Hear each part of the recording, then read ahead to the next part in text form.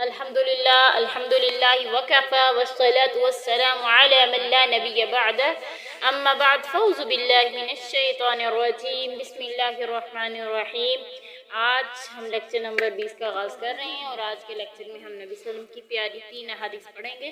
حدیث نمبر 50، پھر ہم 15 سے پڑھیں گے 51 52 تک، ٹھیک ہے؟ چلیں سبق کا آغاز کرتے ہیں۔ سب سے پہلے ہے ہر مسلمان کی خیر خواہی کرو۔ ان تمیم داری کی حضرت تمیم داری سے روایت ہے ان النبی، یہ کہ نبی صلی اللہ علیہ وسلم نے کہا فرمایا الدین نصیحت ثلاثہ، دین جو ہے 3 چیزوں کی ہمیں نصیحت کرتا ہے۔ قلنا لمن، ہم نے کہا کس چیز کی؟ قال للہ ولکتابہ ولرسولہ، نبی صلی اللہ علیہ وسلم نے فرمایا اللہ کے لیے، اس کی کتاب اور اس کے رسول کے لیے، ولائمۃ المسلمین، مسلمانوں کے سرداروں کے لیے، وعامتہم، اور ان کے عام لوگوں کے لیے۔ کہ نبی صلی اللہ علیہ وسلم نے فرمایا دین ہمیں 3 چیزوں کی نصیحت کرتا ہے کہ 3 کام۔ پہلے نمبر پہ اللہ اور اس کے رسول اور اس کی کتاب کی، دوسرے نمبر پر مسلمانوں کے سرداروں کی، تیسرے نمبر پر عام مسلمانوں کی۔ یعنی اللہ اور اس کے رسول نے جو ہمیں حکم دیا، جو اس کی کتاب ہے، اس کے ساتھ خیر خواہی کرنا کیسے؟ کہ ان کی باتوں کو فالو کرنا، ان کی باتوں کو اپنانا ہے، ان کو احسن انداز میں بات جو حکم دیا گیا ہے اسے سر انجام دینا ہے، اور جو مسلمانوں کے سردار ہیں ان کی بات کو ماننا، ٹھیک ہے؟ ان کے معاملے میں خیر خواہی کرنا، یعنی ان سے خیانت نہ کرنا، اور عام مسلمانوں کے ساتھ بھی خیر خواہی کرنا کہ اگر ہم سے کوئی مشورہ طلب کرتا ہے تو اسے اچھا مشورہ دیں، ہر مسلمان کے لیے اچھا سوچیں۔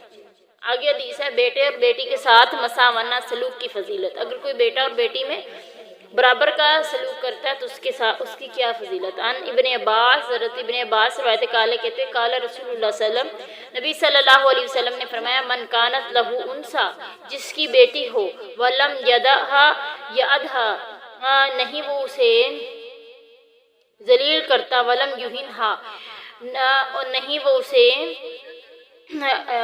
ولم یادھا، نہیں وہ زندہ درگور کرتا اپنی بیٹی کو، ولم یہنہا، نہیں اسے رسوا کرتا، ولم یؤثر ولدہ علیہا، نہ ہی ترجیح دیتا اپنے بیٹے کو اپنی بیٹی پر، یعنی ذکورہ بیٹوں کو، مذکر یعنی مردوں کو بیٹیوں پہ، عورتوں پہ ترجیح نہیں دیتا۔ ادخلہ اللہ الجنہ، اللہ تعالیٰ اسے جنت میں داخل کر دے گا۔ حضرت عبداللہ بن عباس کہتے ہیں نبی صلی اللہ علیہ وسلم نے فرمایا جس کے لیے بیٹی ہو اور وہ بیٹی کو نہ تو زندہ درگور کرتا ہو، نہ ہی اسے وہ رسوا کرتا ہو، یعنی اس کی اہانت نہ کرتا ہو، اور نہ ہی اپنے بیٹے کو بیٹی پہ ترجیح دیتا ہو، اس بندے کو اللہ جنت میں داخل کرے گا۔ سبحان اللہ۔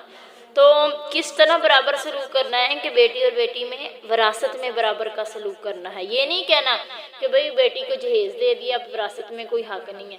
وراثت میں حق الگ چیز ہے، اور یہ بیٹی کو یہ جو دینا ہے، جہیز دینا، یہ تحفہ ہے۔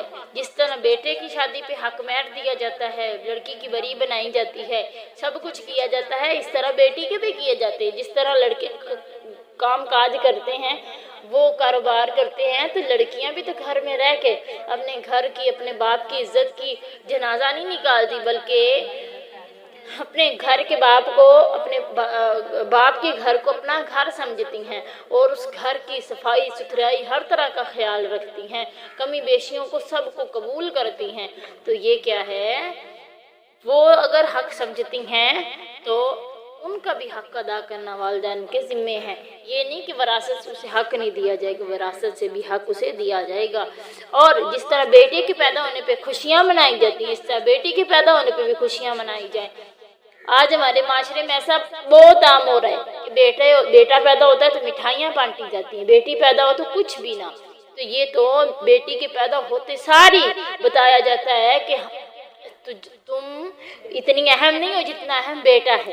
بیٹی پیدا ہو تو بیٹی جو ہے اس پہ بھی خوشیاں مناؤ کہ اللہ نے تجھے رحمت سے نوازا ہے، رحمت کا حساب نہیں ہے، بیٹا نعمت ہے، نعمت کا حساب ہے۔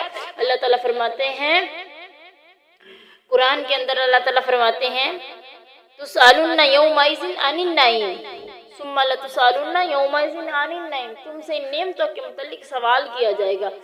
یہ بیٹیاں رحمتیں ہوتی ہیں، اللہ تعالیٰ اسے ہی عطا کرتا ہے جس سے اللہ تعالیٰ راضی ہوتا ہے۔ بیٹیوں کی بھی قدر کرو۔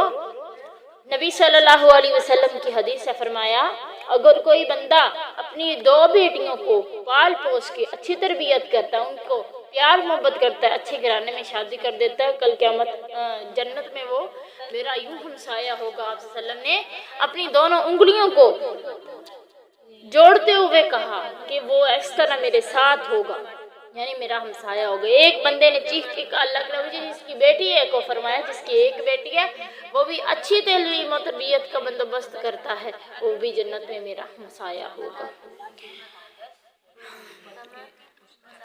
اور نبی صلی اللہ علیہ وسلم نے فرمایا، جس نے اپنی بیٹی کی اچھی تربیت کی اس پر دوزخ کی آگ حرام کر دی جائے گی، اور فرمایا جو بیٹیوں کے معاملے میں آزمایا گیا اللہ تعالیٰ اس بندے کو جہنم کی آگ اس پہ حرام کر دے گا۔ اللہ اکبر کبیرہ۔ یہ بیٹیاں جہنم سے آزادی کا سبب ہیں کہ نبی صلی اللہ علیہ وسلم نے فرمایا اگر کوئی بیٹیوں کے معاملے میں آزمایا جاتا ہے تو وہ جہنم سے آڑ کا سبب بن جاتی ہے اپنے والدین کے لیے، اس لیے بیٹیوں کی قدر کرنی چاہیے۔ آگے حدیث ہے، ہر شخص کے رتبے کے موافق اعزاز و تکریم سے پیش آؤ۔ ان عائشہ ان النبی، حضرت عائشہ سے روایت ہے کہ نبی صلی اللہ علیہ وسلم نے قال فرمایا، انزلوا الناس منازلهم، لوگوں کو ان کے مرتبوں پہ اتارو، یعنی لوگوں کی مہمان نوازی ان کے مرتبوں کے موافق کرو۔ یہ نہیں کہ اگر ہمارے گھر کوئی ہم امیر ہے تو ہمارے گھر میں کوئی غریب بندہ آ گیا ہے ہم اس کی اتنی مہمان نوازی کریں، اتنی زیادہ کریں کہ وہ بیچارہ جب ہم اس کے گھر میں جائیں تو وہ کہے کہ اب میرے پاس اتنا خرچہ ہو تو پھر ہی میں کروں۔ نہیں، کیا کرنا ہے کہ اس کے مطابق کرنا ہے کہ اگر ہم اس کے گھر میں جائیں تو اسے بھی کسی قسم کی پریشانی نہ آئے۔ اور اس کے سوا یہ نہیں کہ اگر ہمارے گھر میں کوئی ہمارا عزیز آ گیا ہے تو ہم بھی سب کچھ نچھاور کرنے لگ پڑے، اور اگر ہم کسی کو جانتے نہیں ہیں تو ہم اسے کچھ بھی نہ پوچھیں۔ مہمان جو آتا ہے اس کا حق ہے کہ ہم اس کی مہمان نوازی کریں۔ مہمان رحمت ہوتی ہے، اللہ تعالیٰ کی رحمتوں کا اگر کوئی بندہ مہمان نوازی کرتا ہے تو یہ مہمان نوازی کرنا اللہ کی رضا کا سبب ہے۔ اللہ کی حضرت ابراہیم علیہ السلام بڑے ہی مہمان نواز تھے کہ وہ کن کی مہمان نوازی کرتے تھے؟ ہر کسی کی، یعنی کوئی اجنبی بھی آ جاتا تھا تو بڑی اعلیٰ قسم کی مہمان نوازی کرتے تھے۔ کس طرح کی؟ اللہ تعالیٰ قرآن میں کہتے ہیں کہ جب حضرت ابراہیم علیہ السلام کے پاس 2 فرشتے انسانی شکل میں آئے، حضرت ابراہیم انہیں جانتے تک نہ تھے۔ حضرت ابراہیم علیہ السلام نے اپنی بیوی سے کہا جاؤ جلدی سے ایک بچڑا روسٹ کر کے لے کے آؤ، ٹھیک ہے؟ حنید وجاب اجل حنید، کہ وہ بھنا ہوا بچڑا لے کر آیا، یعنی پورے کا پورا بچڑا جو ہے نا وہ بھون کے لے آیا۔ تو سوچو کہ بچڑا پورا بھنا ہوا ہو، روسٹ کیا ہوا ہو، تو کتنی اعلیٰ قسم کا یہ کھانا ہے۔ تو کیا کسی اجنبی کو ہم دیتے ہیں؟ ہمارے تو گھر کے سامنے کوئی اجنبی آ جائے نا، اگر ہمارے گھر میں کوئی اجنبی بندہ آ جاتا ہے نا، یا ہم 2 درانیاں جٹھانیاں ایک گھر میں رہ رہی ہیں تو ایک کے آگے مہمان، تو ہم کہتے ہیں نا بھائی میں کیوں اسے پوچھوں، وہی پوچھے۔ ساس کا آ گیا تو بہو کہے کہ میں کیوں پوچھوں۔ نہیں، اس طرح نہیں، اجنبی مہمانوں کی بھی مہمان نوازی میں کمی مت چھوڑیں۔ حضرت ابراہیم علیہ السلام کی مہمان نوازی اتنی پسند آئی کہ اللہ تعالیٰ نے انہیں بیٹے کی بشارت سے نواز دیا۔ تو یہ مہمان نوازی کرنا چاہیے، یہ مہمان نوازی بڑا اچھا عمل ہے۔ اور فرمایا نبی صلی اللہ علیہ وسلم نے اگر کوئی بندہ مہمان کی مہمان نوازی نہیں نہ کرتا تو وہ کیا کر سکتا ہے، یعنی کہ جتنا اس کا حق بنتا تھا نا مہمانی کا، تو وہ کیا کرے، وہ مہمان اس کی چیز توڑ کے جا سکتا ہے، وہ نقصان کر کے جا سکتا ہے کہ بھئی اس نے مہمان نوازی کیوں نہیں کی۔ تو مہمان کی مہمان نوازی کرنا فرض ہے، چاہے جہاں سے بھی مہمان آئے، مہمان ہی ہوتا ہے، مہمان کو زحمت مت سمجھا کرو۔ یہ بیٹیاں ماں باپ کے گھر میں مہمان جاتی ہیں، ان کو زحمت مت سمجھا کرو، یہ رحمتیں ہوتی ہیں، اور مہمان کی دعا اللہ تعالیٰ قبول کرتا ہے۔ تو ماں کے بعد اگر سب سے خلوص سے اگر کوئی اپنے بھائیوں کو دعا دینے والی ہے نا تو وہ بہنیں ہیں۔ بہنیں بڑی خلوص سے دعا دیتی ہیں، دل سے دعا دیتی ہیں اپنے بھائیوں کے لیے۔ تو بہنوں کی قدر کیا کرو، بہنوں کے آنے پہ خوشی کا اظہار کیا کرو، ناراضگی کا اظہار نہ کیا کرو۔ اللہ رب العالمین آسانیاں فرمائے۔ چلیے آج کے سبق اتنا ہے۔